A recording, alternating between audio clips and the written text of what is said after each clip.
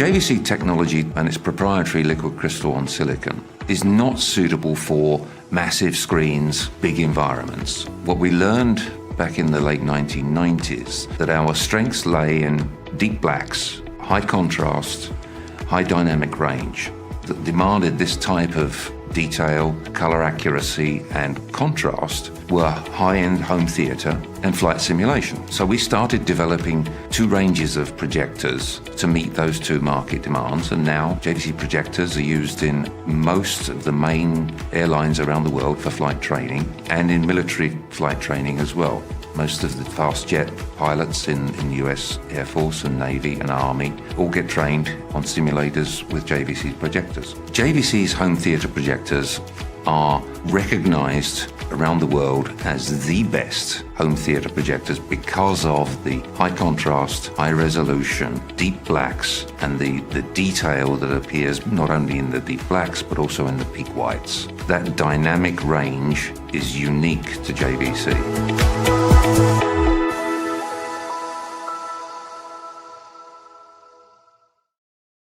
All right, with that kind of lead in, you guys out there know exactly what we're talking about tonight. JVC is in the house. We have Rob Budde, who's National Product Manager for JVC, someone that I've known for, I'm gonna have to check with Rob on this, but I want to say maybe 12 or 13 years. A super nice guy. We've had a lot of great interviews over the years, and I'm a big fan of JVC, so I'm really excited to have them in the house. We're going to be talking a little bit about their technologies, their current models, and we're going to dive into their firmware, their latest firmware drop, and Rob's going to give us a couple tips on maybe some settings that you should have set in your projectors at home. And we have some other topics that we're going to cover as well. I just wanted to take a quick moment to introduce myself. I'm Todd Anderson, editor at the home theater forum, avnirvana.com. If you're not familiar with us, we are an AV two-channel and home theater forum. We've been around almost 10 years. It's a super friendly, tightly moderated site. So if you're looking for a friendly place to come talk about gear, come on over and join us. We also professionally cover the industry. Just today, we had some big news drops coming out of Yamaha. They have two new AV receivers that they are dropping into the market. Some really interesting earbuds, IEMs from Campfire Audio, $7,500 a pop. That's a new story we have up on our website. And also Denon has launched two new AVRs, the X2900H and the X3900H. So if you have any interest in those stories, go over to our homepage and you can find those stories there. And if you haven't subscribed to our YouTube channel, please join us by doing that. We have almost 14,000 subscribers and we've been growing pretty fast over the past year. So definitely hit subscribe if you get a moment. And with that, I would like to bring my friend Rob into the mix here. How's it going, Rob? Hey, Todd. Thanks for having me tonight. It's really a pleasure to come on here tonight and talk about JVC. So, yeah, awesome. Yeah, it's fun. It's always fun when we get a chance to meet up in show environments. And we did a live stream like this a few years ago that has proven to be very popular. So I think a lot of people are going to be interested in hearing what you have to say tonight. No, I'm hoping to put out some good information. Hopefully get some new customers who just want to learn about JVC and, you know, the ins and outs and the basics. And so, you know, for you do-it-yourself person, you know, we'll cover some of the basics and just overall product line, so you know what JVC does and how we handle the market. So, yeah, and I think it's no secret that you guys, what you do it extraordinarily well. And I think what you were showing at CEDIA last fall is a testament to to exactly how amazing your projectors can look, especially the price point. I mean, the price point is high, reaching up to $30,000, but nowhere near as high as it can get compared to some of the projectors that go up to 100K, 200K. Yeah, It's I mean, the price points change and then depending on the features and brightness and contrast. So, but you could spend well over twice that amount and still not get to the same picture quality. So, Yeah, awesome stuff. Well, let me give you just a moment to introduce yourself to our sure. audience and just tell us a little bit about your background in the industry. So, I'm Rob Budde. I'm the national product manager. I've been with JVC, Hughes JVC for over 30 years now. All I do is projectors, so that's all I know.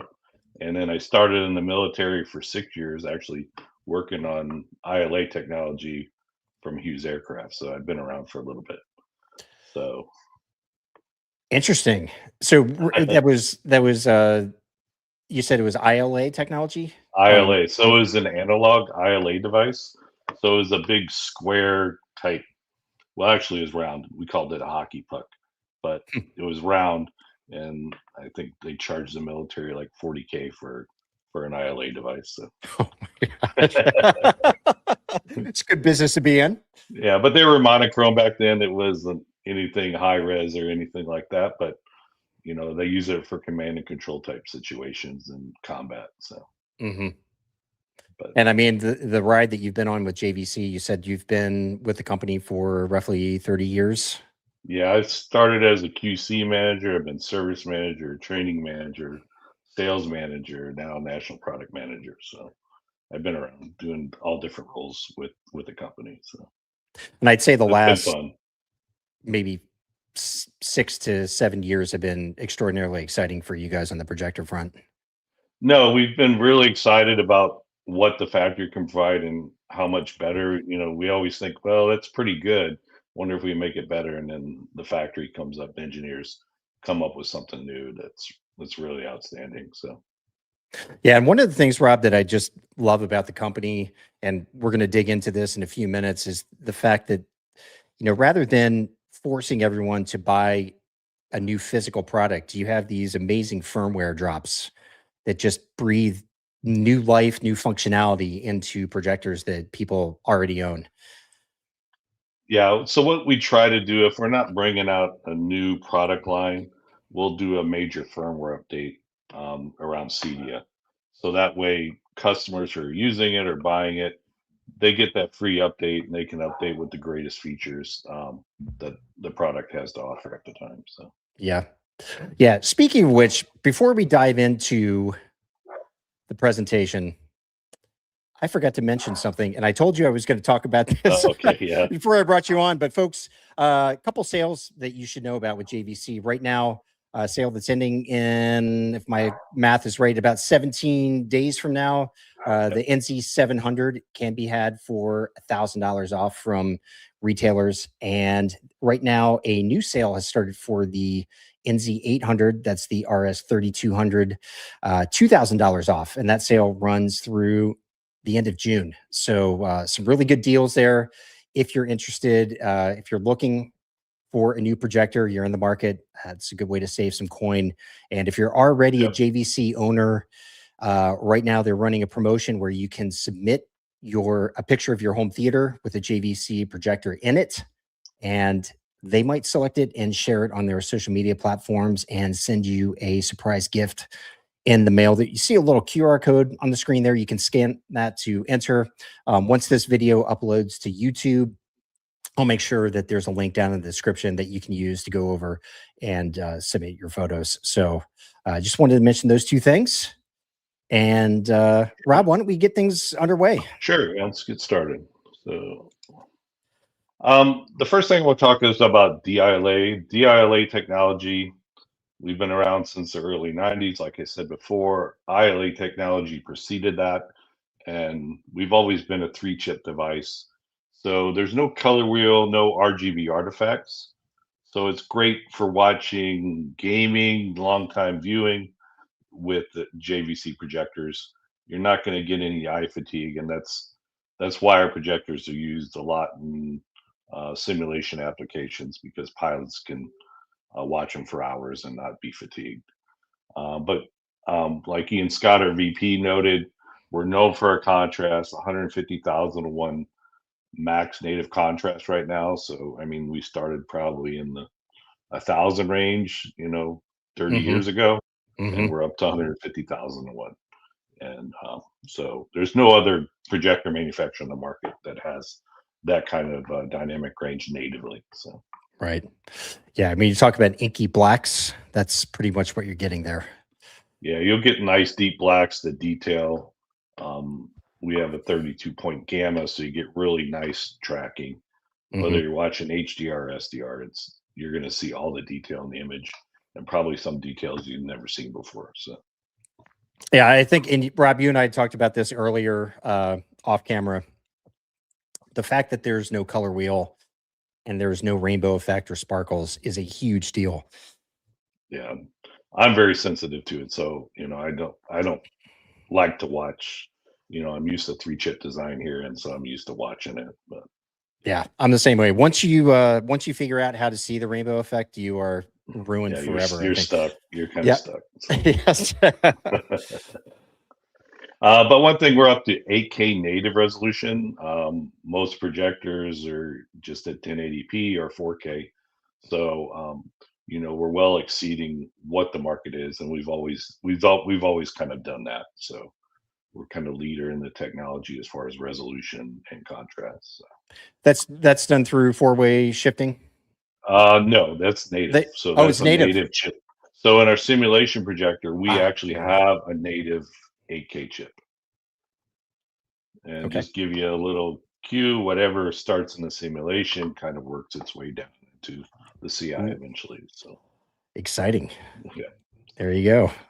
So, just watch out for that stuff and you'll kind of see what's coming, I think, for the most part. So, but all the technology like the E-shift, the frame adapt, all that stuff has started in the simulation side and then worked its way down. So. Okay. So right in the simulation, again, we do almost 80% of commercial flight simulators, a vast majority of military flight simulators.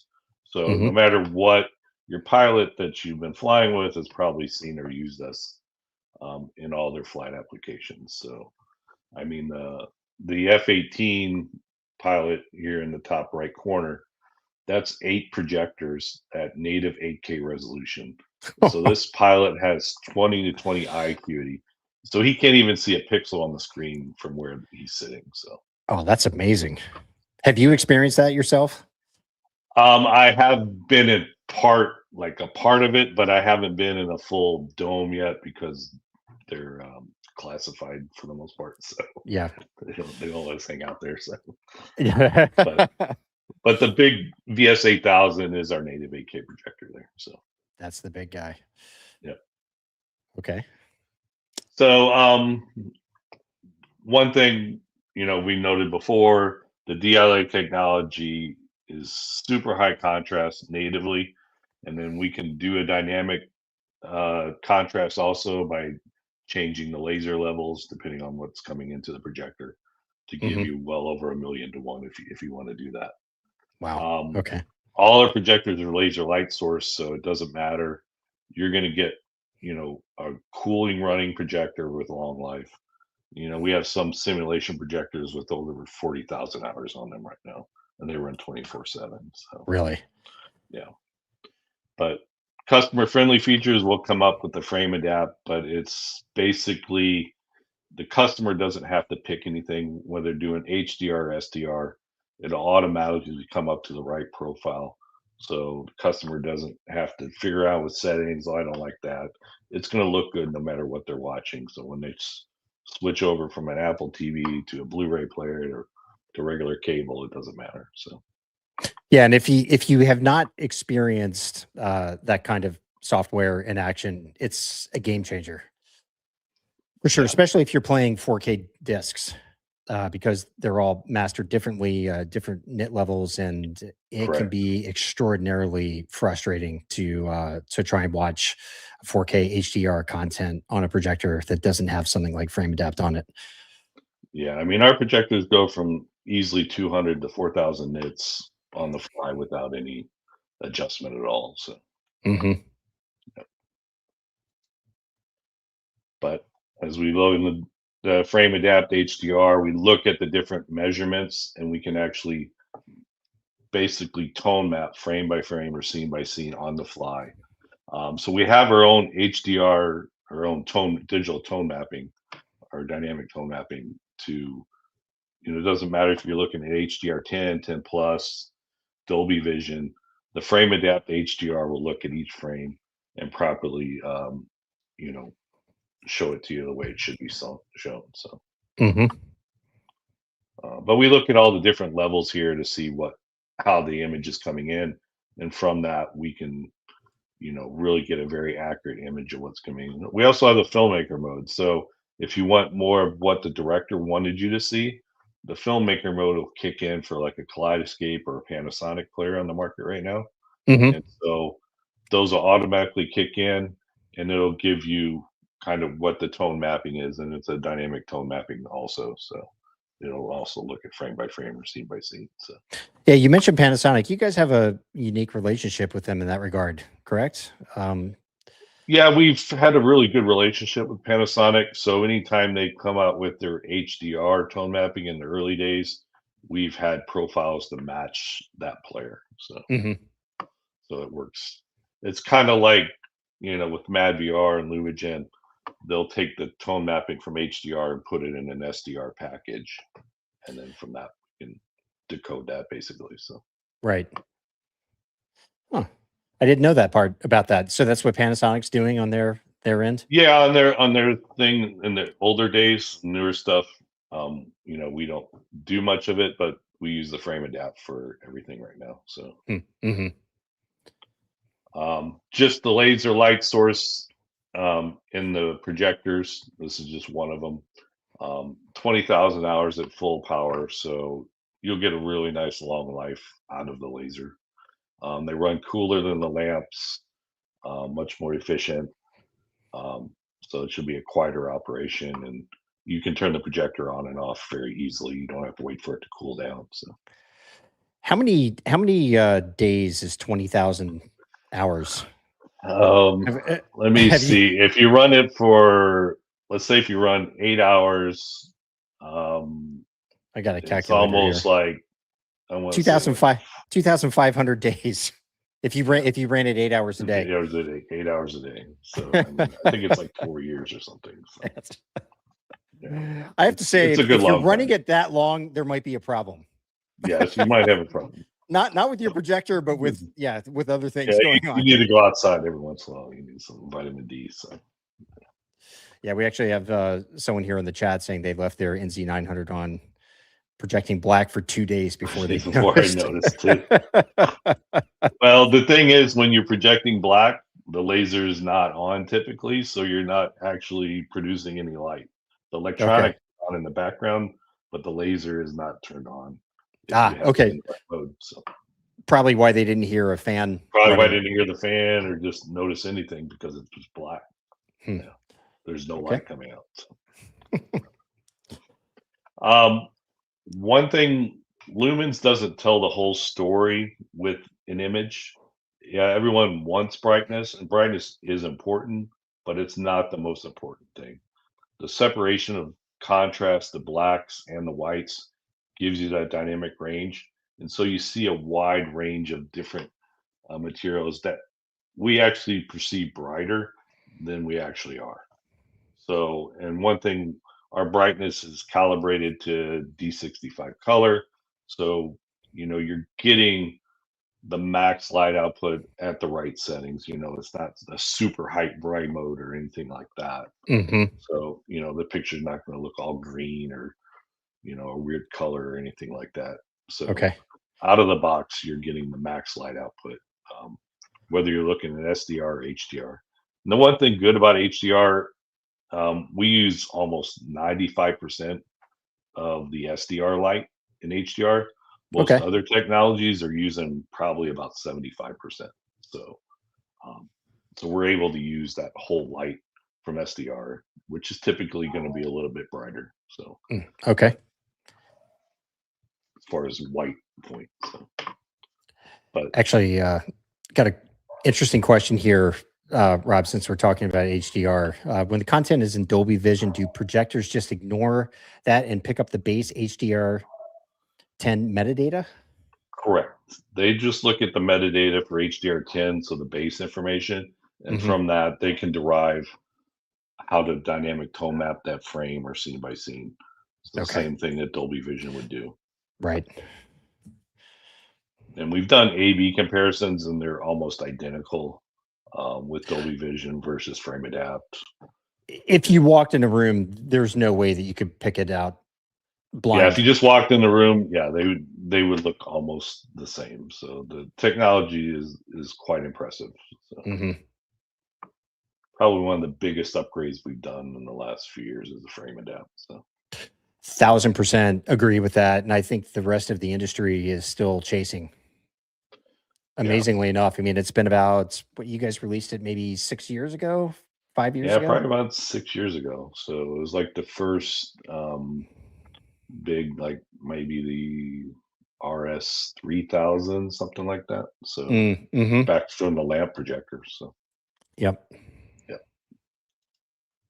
So we have a full 4K line and we have an 8K line. So our 4K projectors are the NZ500/2200, the 500 and the 1200 also are native 4K.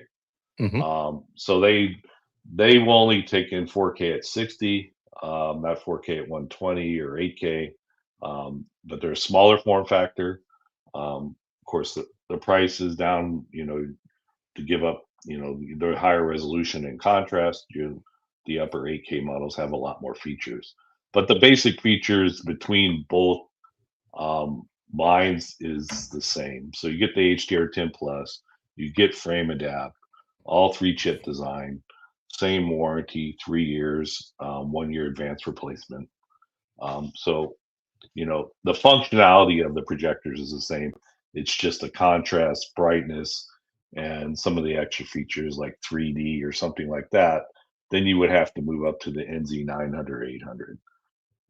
Just so everyone knows in the market, we have an RS series and the NZ series. The NZ series is sold through like Best Buy, Crutchfield type retailers, and then our custom installer dealers who do full systems, they will sell the RS series through their lineup. So performance wise, they're the same. Physically, though, they have different trims. Correct. Yeah, performance wise, warranty wise, everything the same. The only difference is like the ring on the outside of the lens is one's gold and one's like a platinum. So, so I can't remember the RS is platinum. No, the RS is gold. And the RS is gold. Okay. NZ series is a platinum color. So. Okay. Yeah. Yeah, that NZ500 is a tremendous deal. It's laser based now, right? But it was lamp based. A couple years ago. A couple years ago, there we had one lamp based projector still in the entry level. So. Yeah, and that Rob, correct me if I'm wrong. The last projector shootout held by Value Electronics maybe 3 years ago. I think that NZ5 was it the NZ5 at the time? Is that what it was? NZ500. It was the NZ500 bolt based. Yeah, performed extraordinarily well. Oh, actually, no, we had the NP5. Sorry, NP5. That's the one. And so the NZ500 is essentially the next iteration of the NP5. Correct. Yeah, that NP5 it was a really great projector. I mean, the sharpness, detail, contrast for what it was quite good. So it did well. So. Let's see. I just backwards here. Here's just a comparison chart showing us versus the competition. So as you see, with the native 4K, 8K shift, the upper models, the 8K models, will take native 8K in at 48 gigabits a second. So that's full 8K resolution. So it's future-proofing any customer out there that wants to make sure they were able to do 8K as those sources develop. The NZ800 and 900 will do that definitely. So, Yes. but again, that's going to give you the really deeper blacks, the 8 and 900, higher lumen output, higher contrast ratio for the person that really wants the best dedicated theater. Those two are the way to go. So,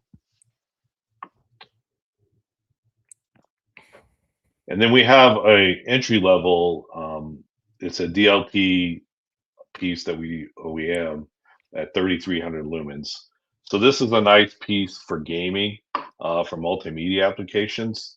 Hmm. So if you really want something that's bright, 3300 lumens, does a nice job with HDR. Again, laser technology, 2-year warranty, small form factor, easy to install. It's a great little projector, and the dealers and customers really like this piece. So People buy that for media rooms, places that are brightly lit. yeah, media rooms, so brightly lit. They like these. I've even had them use them outside. So somehow they set them up outside and use them. They're not really warranted for that, but I guess they bring it in or something. So, Mm-hmm. so that's the projector lines. So you know, we have a full range of projectors ranging from basically about $4,200 up to upwards of like 34, I think, with the current um, tariffs and stuff going on. So the prices have changed a lot, you know, in the last 6 months. So, Yeah. but they were a little bit lower. But everything's manufactured in Japan as far as the DLA products. So we're avoiding a lot of tariffs as far as not coming out of China on that stuff. So Okay. so we introduced a new firmware update for the NZ800 900 back in October. So I just want to go over some of those features on that. And we did, excuse me, have one question come in, Sure. and I was sorry, I was just looking. Gideon Herder from South Africa was wondering if the NZ700 is going to get a firmware update. Tonight we're talking just about NZ800 and 900. The last firmware drop excluded the 700. Is that We had an earlier one that did some firmware updates, nothing major for the 5 and 700. But we usually do a major firmware update around CEDIA timeframe. So okay? I can't announce what that will be yet or anything like that. But Well, we'll have it covered, Gideon. If Okay. that's going to be, it's late August, early September this year, yes, right? correct. So Yeah, yeah, it's hang the on. first week of September. So Yep. Yeah, we'll have full coverage about what drops. But anyway, just wanted to toss that out there before we no dive problem. in. One thing with the new software, we added a new frame adapt HDR vivid mode. So it actually adds a lot more peak information, and you see different levels than over the standard frame adapt. So you'll see that everything seems a little bit brighter. The black details a little sharper, so there's a little more contrast and detail that you'll see in those different images. Mhm. So a lot of people like the new mode. It's pretty popular once they update the firmware. So I think we'll cover all these in the upcoming slides. So I don't want to talk about the whole thing here. So. Okay. Well, these just is the firmware update. You can scan these if you want. We'll have these on YouTube where you can go to the website and look that up. Yeah. I have individual slides coming up here in just a second. Okay. So the frame adapt HDR vivid mode allows it to basically, as you look at the new frame adapt one on the right, you can see that there's a lot more detail on the skyline here than in the previous mode. So that's what you're going to see is that peak wide information really come out with the HDR vivid mode. So, Mm-hmm. and then we added a new highlight and color control. So this is for, it's probably a little hard to see on this display here or on your TV monitor or whatever. But it actually adds a color to the higher information. So you're going to see deeper reds, greens, and blues Yeah. as you can set it kind of a high, medium, low. So it's a setting that the customer can set depending on what they like. So, but it's just a higher color saturation and brightness that they'll see in the image. So, I guess using that kind of feature is also content dependent as well. correct. Yeah, this will be dependent. Most people put it on the mid setting. You know, on certain things, the high might be a little aggressive. So, but most of our customers like the mid setting for this. So. I bet high would look really good with animated content. Yeah, the things high along those animated lines. stuff looks really good with the high. Yeah. We also added a smoothing function. So if you have contouring, like in the upper left here, I don't know if you can see all that Yeah. at home, but there's actually, you know, if the low color bit banding or depth is not there, this will help fix that. So if your source is kind of showing that, this will help get rid of that banding so it looks more natural, especially in the skyline and clouds is typically where it actually shows up. Mm-hmm. And then we added a standard graphic mode. So that way, you know, if the sharpness is a little too much, we can turn that down if we need to. So it gives the customer an option there to play with that, to see if they like that setting or not. So Okay. just more control. The other thing for the gamers, we added an ALM function to the NZ900. So if you're looking to do gaming, if your PC or your PlayStation, anything like that has an ALM function, it will automatically tell the projector to go into one of these three modes down below here. Mm-hmm. So the lower latency mode. So we disable features that reduce the speed as far as like when you move the mouse, you know, it's not lagging behind as far as on the screen. So for gamers, this is critically important, you know, when they're shooting, driving, anything like that. Any of the virtual games, they want it to react as fast as possible, you know, on the screen. So, Do you happen to know the latency numbers off the top of your head? this one with this is a frame and a half, I think, down to. Okay. So if we turn the auto latency on with all the features. So.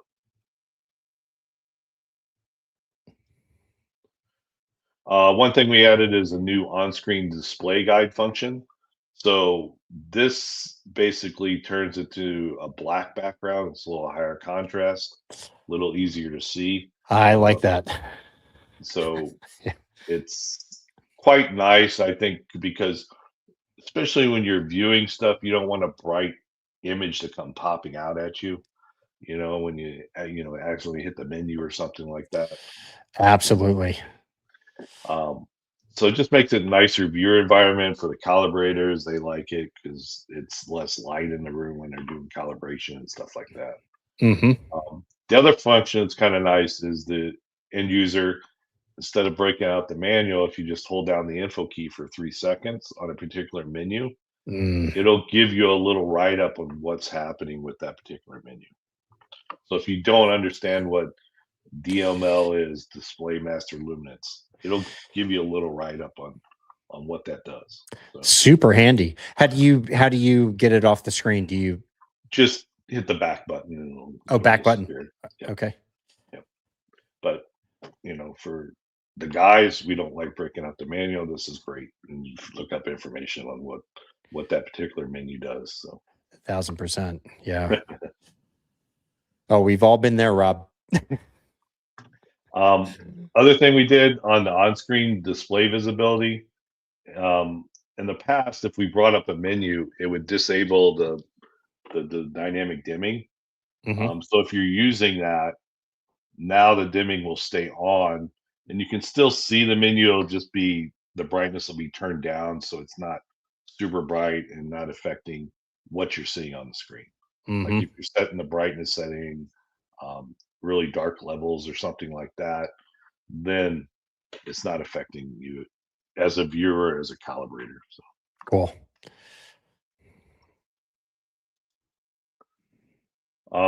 also on the remote, we actually set a preset. So if you like a certain menu, like you want to go to HDR tone mapping or you want to go to picture settings or pixel shift, you bring up that menu and just press and hold down the advanced key for 3 seconds, and it'll memorize that menu. And then you can recall it by just hitting the advanced key one click. And then that menu will come up and you can make adjustments or whatever you want. So Super awesome. I mean, that's so helpful, especially for Zoom, focus. Zoom, yeah, Zoom, focus, something that you use all the time. You know, whether it's input selection, I don't, you know, whatever it may be. So, but you have that option. It's just an extra feature. You know, trying to make it easier for the customer. So. Mm-hmm. But so that's the new software. All this is free. The software is, so you can go to our website, and at the end, we give you all the locations of everything. So, you know, once it's posted, you know, you can go right there and download it. When you download it, you're going to download it onto just a small USB stick. Mm-hmm. Don't get a super big one. You don't need 16 gig or anything like that. It's not a big file. So if you have an older one laying in the drawer, grab that, download it on there, put it on the root directory, and then you can upload to the latest software. All your settings will stay the same, so it won't change any of those settings that you have set on there. So it does take some time. The last firmware yes. update I performed on my Z8 took a while. Yeah, a big update takes about 20 to 25 minutes typically. If we're doing smaller updates, they don't take too long, but a big update like this one is a big change. So, you know, so it takes some time. Okay. A couple quick questions here. Sure. Well, Andrew, that we'd ask, are there any upcoming updates for the NZ8? And I guess more broadly, the NZ9 and NZ8. The previous series, we don't really have anything planned for the NZ8, NZ9. If we see there's a bug or something like that, we'll definitely do that. But right now, the factory concentrates on the current models and not the previous models like that. So. Okay. And one more question for you, Rob. What is the usable brightness after calibration to ISF standards? I'm guessing the published figures are for the brightest, but not necessarily the most accurate mode. Do you happen to know off the top of your head? Well, I mean, ISF standards as far as brightness, I mean, you're looking at, for SDR is 20-foot Lamberts. HDR can be, you know, 30 to 40-foot Lamberts typically. Okay. I mean, you really have to decide on your screen size and all that. It's a little hard to calculate just by a number off the top of my head, but those are the standards for SDR and HDR. So. Yeah, and when you get it calibrated, you're definitely going to lose brightness. Yeah, typically a calibrated ISF, you might lose 20 to 25% of your light output. Mm-hmm. So. But that's why you have something like Frame Adapt. Yeah, so that's why the out of the box modes are really quite close. So, you know, depending on whether you not want to lose that, you know, you can do an ISF calibration. You're going to lose a little bit more, but you're going to have much more accurate color.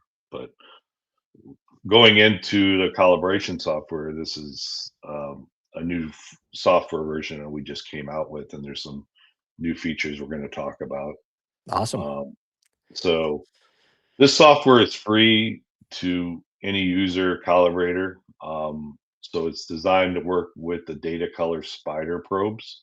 Mm-hmm. There's different models out there, so you have to look at the software and what projector you have, and then that'll tell you what spider that you should purchase to work with your projector.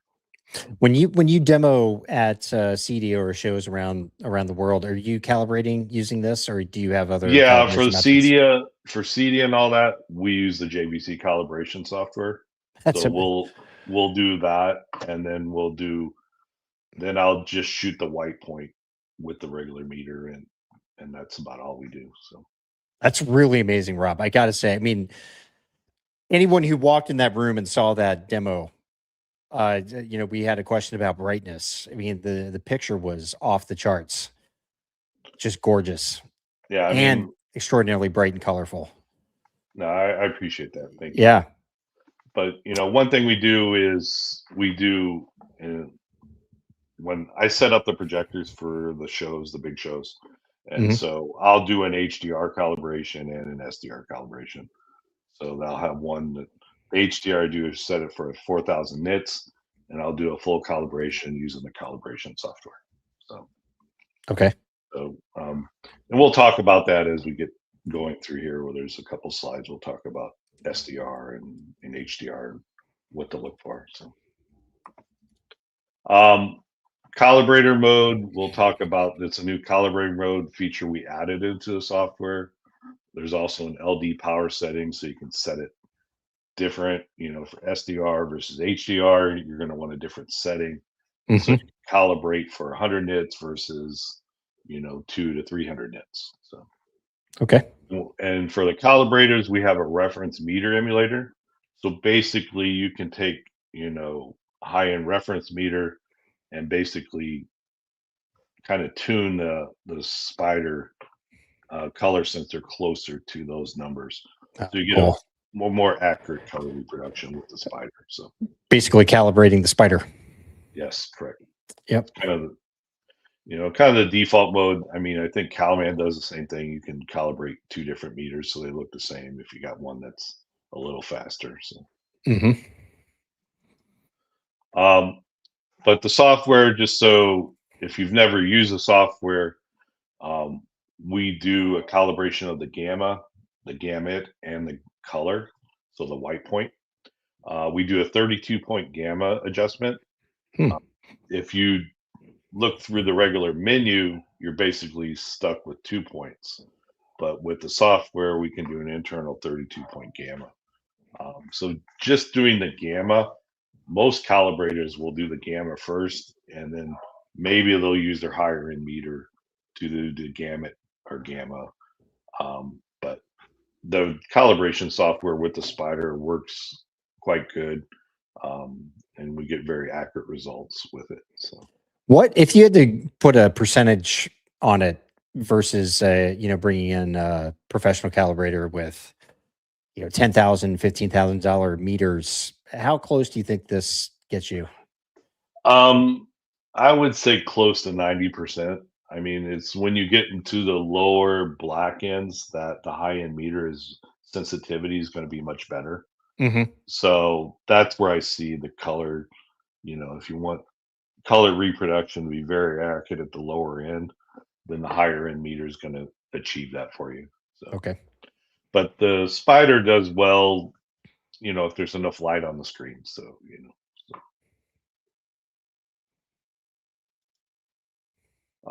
the reference meter emulation. So for this feature, basically it'll bring up a test pattern. You'll hook up the spider and you'll measure with your reference meter, and you could put in the values with your reference meter into the chart here. Hmm. It will automatically correlate those color points, um, for the spider to meet the reference meter specs there. So So it's manual. It's manually entered. you manually enter the values from your reference meter, but the measurements from the spider automatically put into Okay. here. So Okay, I see.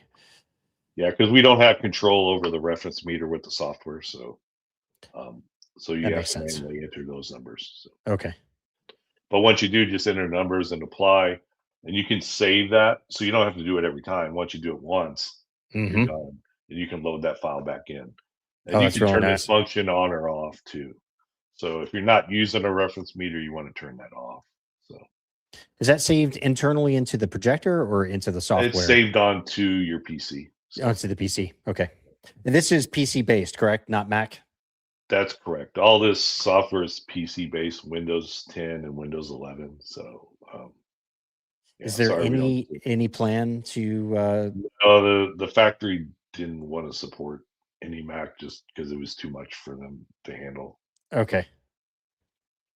Unfortunately, Yeah, yeah. we Hey, have a you have lot to, of Mac users definitely out there, and definitely the professional side use all Mac.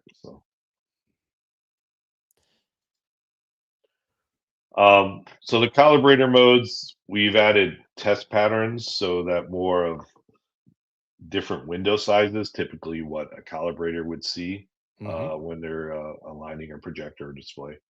So instead of 100% flat field, you can go all the way down to 10% box. So, Okay. and then you can set the LD power to a certain level. So maybe for SDR, you're going to turn it down to 75% or 50%, whatever. But you set that here, and then the calibration software will match that. So when it does the calibration of of that profile, it keeps it within that level. Because if we did it all at 100%, that would be too bright, and probably you would blow out a lot of information at the top end of the How calibration. So how would an enthusiast that doesn't know a whole lot about this side of things know what to select in that scenario right there? um, you would really have to determine what your brightness is, like turn up your brightness on your laser with a white field of some sort, Hmm. and Take a get the measurement. level that take a measurement. If you have a simple meter that measures how many nits are on the screen, Hmm. or maybe it's just a preference of what they like. So once they get a certain white level that they like, um, then they can put that into the LD power setting of the calibration software, and Okay. they can set it to that. And those Typically meters for are. yeah, go ahead. I was no. Go ahead. Typically for HDR, we do 100%. So we want max light output. For Sure. SDR, typically we'll turn it down to 75%. So Okay. Good rule of thumb. I was going to say those light meters can be had for 40 or $50 on the cheap yeah, and end. they measure luminance fine. That they do fine with luminance. It's just when you get into color that you really need a higher end meter to measure Y- color correctly. So Right.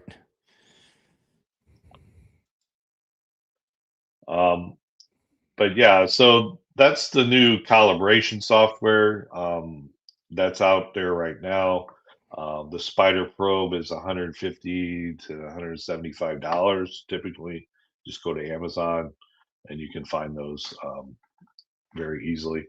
Okay. And we'll talk to. I got another slide talking about the calibration software. So I did a whole tutorial video.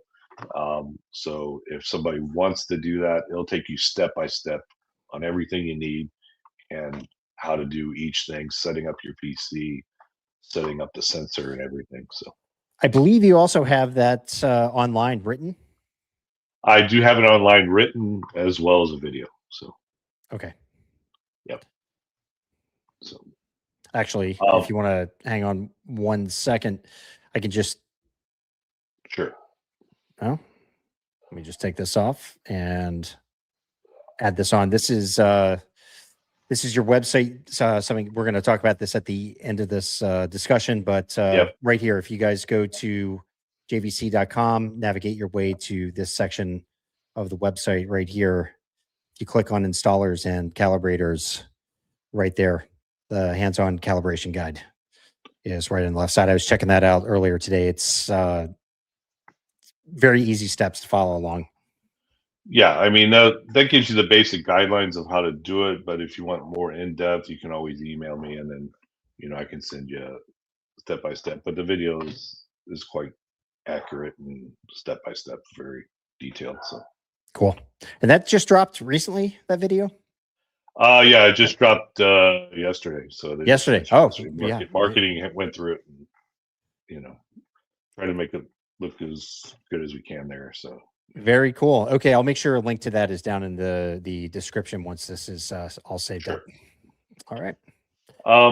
But dealers, customers love us. We're easy to install, 3-year warranty, 1-year advanced replacement. So, as a customer, if you have an issue within the first year, we'll replace the projector, um, and then we'll do 3-year parts and labor on anything after that first year.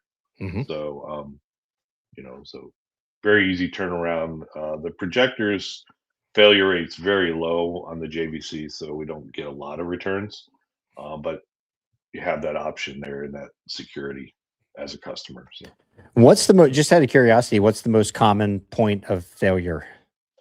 um, I would say probably the most common point is that customers are using HDMI cables or sources that are not regulated, and we have a protection circuit built into the 5-volt line on HDMI. Hmm. So if it exceeds that, it kind of pops as kind of almost like an inline fuse, and so it'll pop that just to protect the processor board on the projector. Hmm. So that's why we tell customers to make sure they're using tested cables, make sure their sources are not providing a higher voltage than the market is designed for. So Sure. Or I guess vice versa, cables that aren't working. yeah, if they're not working, that's a different story. They're not pushing E- anything through them. So Exactly. Yeah. and I just want to go over some basic design things that if you want to do it yourself and your first time getting into projectors, some of the things you should be aware of when you're installing. The projectors are easy to install. I mean, just on my personal side, um, in my other home theater, other house, my wife had something in the living room and I didn't like it. And so I just changed the whole room and installed the whole system within 1 day. Mm. So I did it by myself. It wasn't that hard. The screen's easy to hang. I had an electrician come and put power in the attic for me, and then I ran a pipe down into the ceiling. And then, as long as you know the throw distance and kind of where you want to be at, you should be good. So, oops, go backwards there. So, just some installation tips. The projectors will range in weight from all the way. NZ30 is pretty small, but the other projectors anywhere from 30 to 50 pounds. So you're going to make sure you get a nice size mount Hmm. um, to hold that weight. So I have a couple suggestions there you can look at. Again, and make sure the projector is installed level. Um, use the ultra certified HDMI cables. So if you find those on the market, those are important. Understanding the throw distance is critical, so you don't buy a projector and the image is too small or too big to fit Hmm. your screen. Yeah. Especially if you're doing a scope screen, it gets a little more trickier. But if you're not doing a scope or 2.35, 2.4 format screen, Hmm. the 1.78 um, are nice. But as we go through this, we have projection calculators that tell you exactly what you need for that certain size screen. So Hmm. you don't have to guess or do the math. So I always suggest the calibration disc works really well for setting the brightness and contrast. And this is critical if you're doing an auto calibration, is doing that first before you do auto calibration. So Okay. Yeah, I see you have the Spears Munsell disc there. I'll drop a link to that as well into the yeah, that description. works really well for HDR, and HDR is a little more critical getting that black point, white point set correctly. So Sure. Yeah. again, throw ratio depending on the model, they're going to be a little different. So keep that. The NZ900 are going to have longer throws. The 5 and 700 are going to have a shorter throw. So, but basically, my rule of thumb is 2 times your screen width back is where you want to be at. So if your Okay. screen's 10 foot wide, you're going to be 20 feet back would be optimal. So Okay. for any of the projectors, really, they work well at W- and that keeps the brightness and contrast at the best also. So What about in terms, I mean, the image you have right there, the projector is close to the top of the screen. Um, Optimally, should it be closer to the middle of the screen in terms of where it's projecting from? um really this depends. There's a lot of factors there. It's your screen material matters on this Hmm. because if you're using an ALR screen, you want the projector closer to the center because ALR screens reject light from way up high.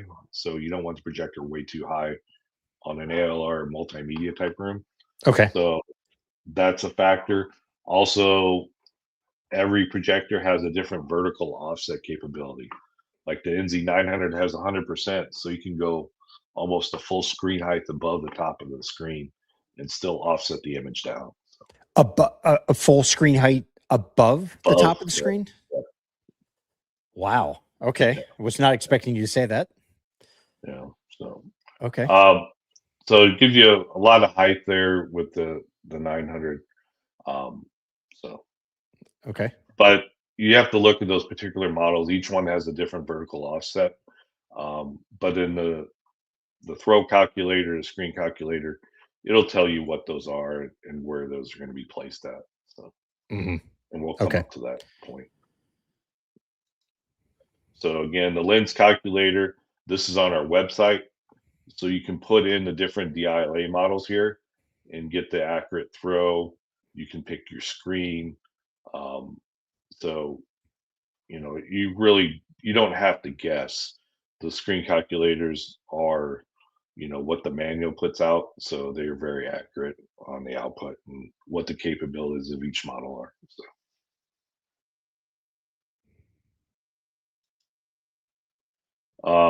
a program I use a lot is called Video Calc. So it runs on your phone. It's just an app, but it gives you, you know, kind of a rough idea of what the throw ratios is going to be once you put it in. Put in your screen dimensions, and it'll give you the throw ratio, and then you can click on that and put in what the throw ratio is for your projector, and then it'll give you what their min and max is. They also determine lumens.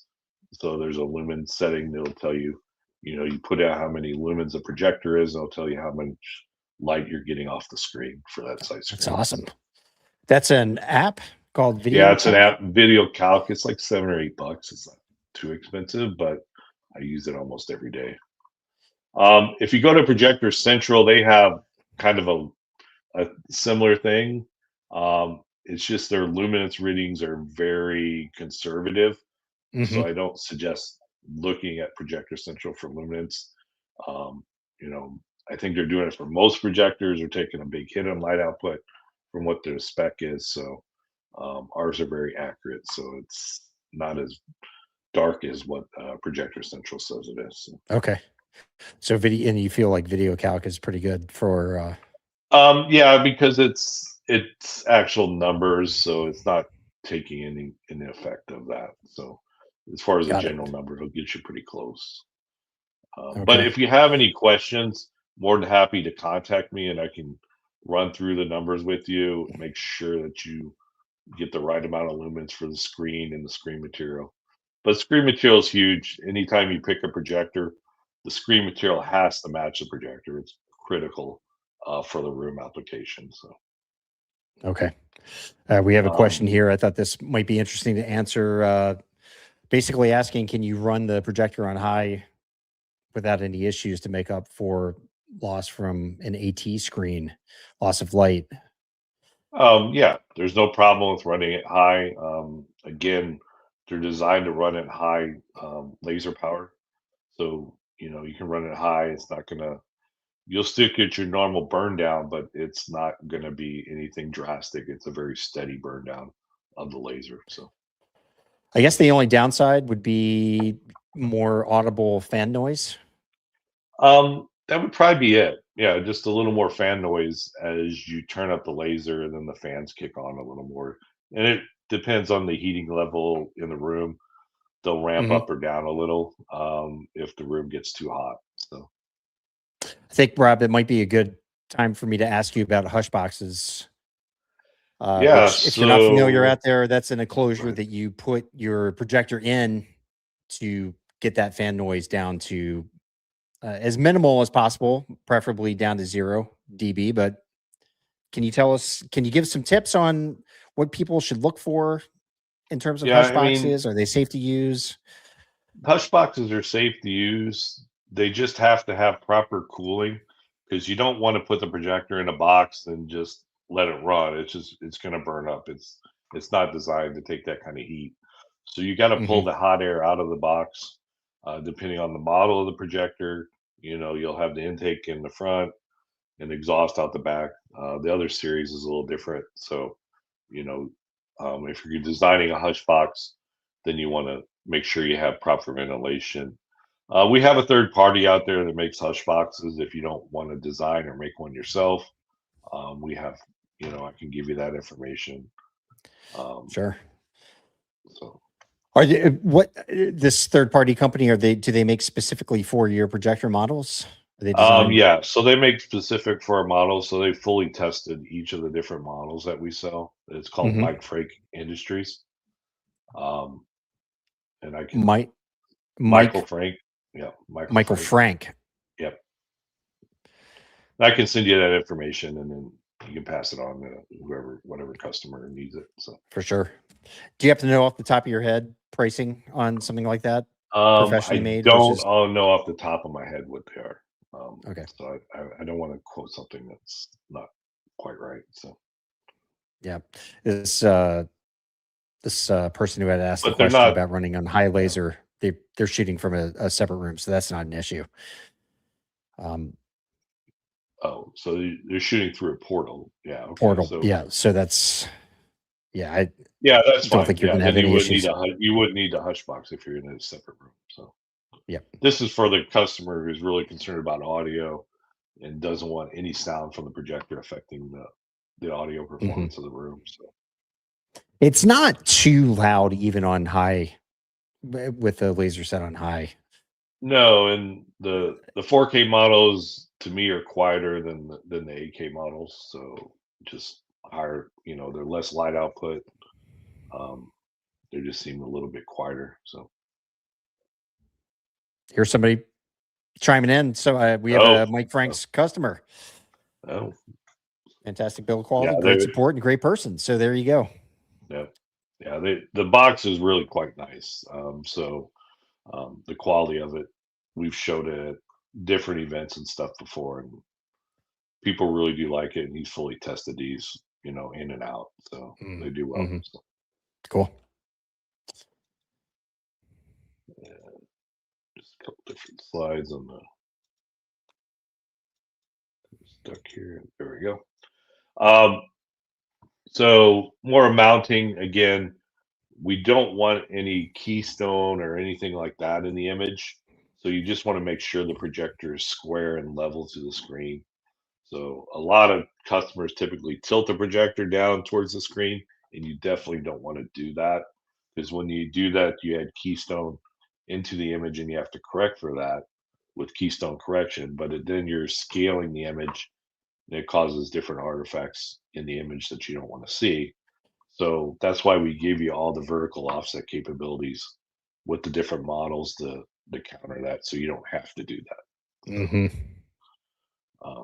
But yeah, getting the yaw correct is probably the toughest part. Yeah, because you really don't think about it, but if you stand behind the projector, and it's a little hard to stand behind because it's typically in the back of the room. If it's not quite perpendicular to the wall, you'll get, it'll be kind of taller on the right and then shorter on the left. For sure. Yeah. Yeah, I've been there. Not to mention, Rob, not the walls in your room are not going to be square from front to back. They won't be square.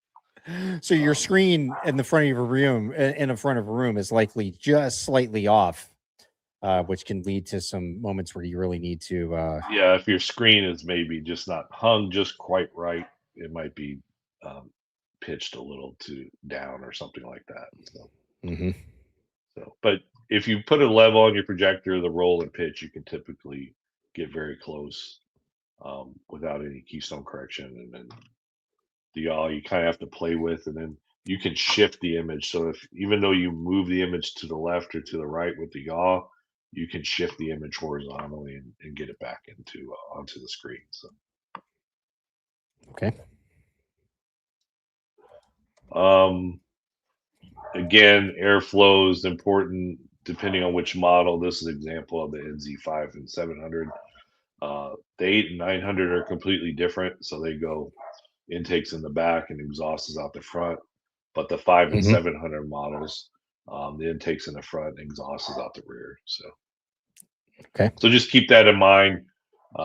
You don't want to install these like right against the back wall. You want probably a good 6 inches behind the projector, just so you have clearance for ventilation. So Sure.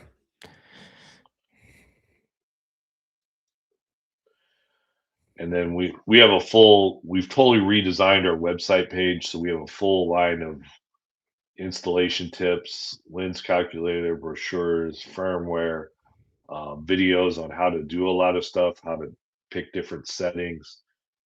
Any of the awards we've won in the last few years will be on the awards section.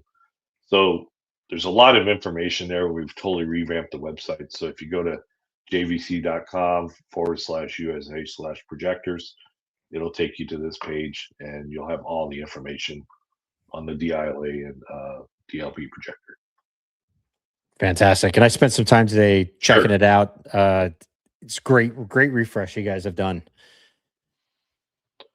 So we appreciate it. I think, yeah, the marketing team's been working really hard on this to get this up and running, you know, from our factory side and the US side. So we've totally spent a lot of time getting this really nice for the customer and the dealers out there. So Yeah, it's really nice. I mean, we were just looking at the hands-on calibration guide, but it's nice to have all of that information in one spot. I mean, I know a couple of years ago when I was visiting your website looking for some information, I think it might have been the lens calculator. It was not that easy to find, but that's not the case anymore. So no, yeah, we've put everything up front, so you're not buried, not having to go through a bunch of menus or screens before you get what you want. So yep, it makes it much yeah. nicer.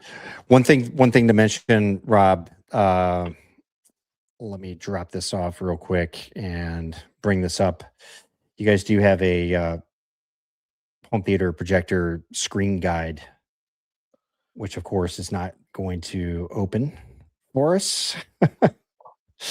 Maybe. Well, I mean, we have a screen guide so that you can pick what's that's funny. probably the best screen for your application, and what works well with our projectors. So we have different manufacturers listed there. One thing we do with our projectors too is we have projection screen mode. So if you don't want to calibrate your projector, you want to get closer to D65 color, Mhm. we actually have different codes you can put in for the NZ900.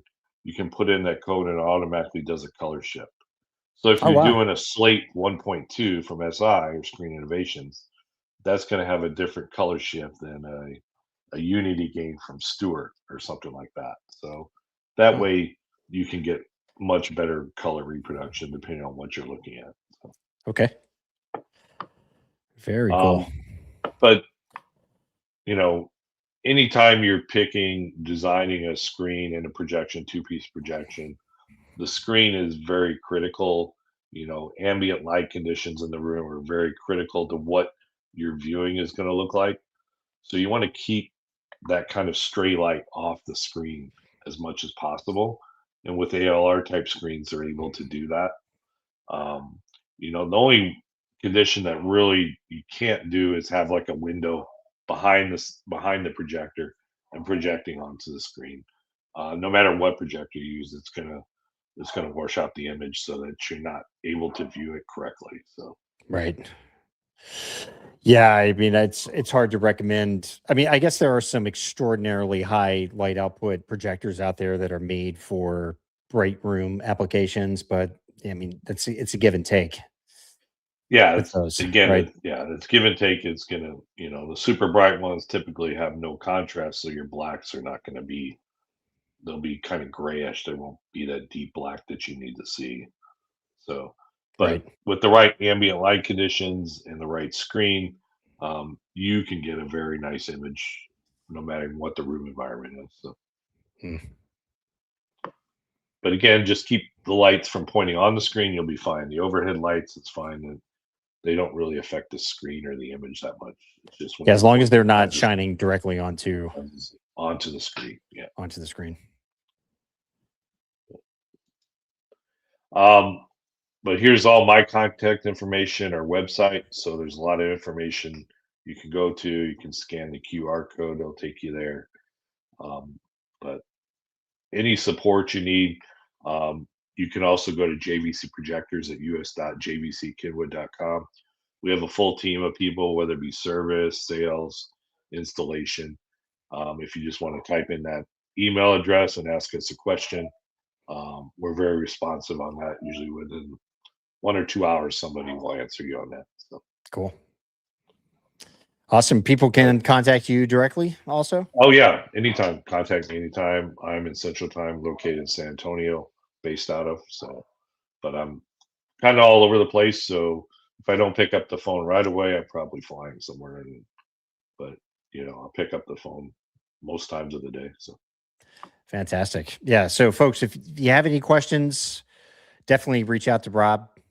Rob, I think we're getting close to wrapping up for tonight. Okay. Is there anything else that you wanted to talk about? No, I think, just if you're interested in JVC and want to do two-piece projection, please reach out to us. We'll take you through all the ins and outs of setting up a system if you're a do-it-yourself kind of person. But it's not that hard. It's, and the projectors are pretty much plug and play out of the box. So as a customer, you're going to get a really nice looking image and a reliable projector that's going to last a long time. So. Yeah, it's going to blow your mind. But if you set it up correctly, it's quite an experience for sure. No, it is the experience. I mean, people come over to my theater and they're like just blown away. I mean, they have a theater, but when they come in, it's like, wow, this picture looks good. So it's the black levels more than likely. Plus a whole bunch of other factors that you guys have in play. But yeah, those black levels are hard to beat. No, we're very proud of them, and customers really like them, and we're here for a long time, so been here for a while. Yeah. Well, listen, look forward to catching up with you at CEDIA. Okay. And look forward to it. Yeah, please come months. To CEDIA. Yeah, it's coming up soon. So yeah, faster than we'd like to think. I would imagine. Yep. Feels like we're in warp speed toward 2027, but I'm sure there'll be some fun stuff coming out at CEDIA. Folks out there will have full coverage. I'm sure Rob and I will probably have a chat on camera that you'll be able to watch. Yep. We'll also have written coverage on AV Nirvana of any announcements that you guys have coming out around CEDIA time. And I guess in the meantime, everyone, you know how to contact Rob. If you have any other questions, you can drop them in the comments of the video or come on over to AV Nirvana and ask for help from other enthusiasts. And I'm sure you'll get some good answers. Yeah, I appreciate everyone for tuning in. I really do. Taking the time. Yeah, we've had a really nice audience tonight. Good chat, but also a lot of eyes on live. Yeah. So awesome. Well, Rob, if you want to hang on just a second while I take this offline, just so we can make sure everything loads properly. And everyone out there, thanks a lot for tuning in. And I believe we have Storm Audio lined up to come on and hang out with us in a couple of weeks. So stay tuned for more information on that. Until then, we'll see you over on the forum at avnirvana.com.